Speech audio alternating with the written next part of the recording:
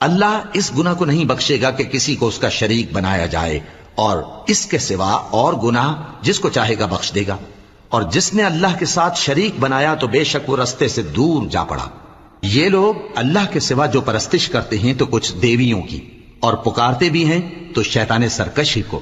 جس پر اللہ نے لعنت کی ہے، اور وہ اللہ سے کہنے لگا میں تیرے بندوں سے غیر اللہ کی نیاز دلوا کر مال کا ایک مقرر حصہ لے لیا کروں گا، اور ان کو گمراہ کرتا اور انہیں امیدیں دلاتا رہوں گا، اور یہ سکھاتا رہوں گا کہ جانوروں کے کان چیرتے رہیں، اور انہیں سمجھاتا رہوں گا، تو وہ اللہ کی بنائی ہوئی صورتوں کو بگاڑتے رہیں گے۔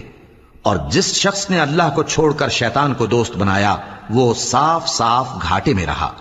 وہ ان کو وعدے دیتا ہے اور امیدیں دلاتا ہے، اور جو کچھ شیطان انہیں وعدے دیتا ہے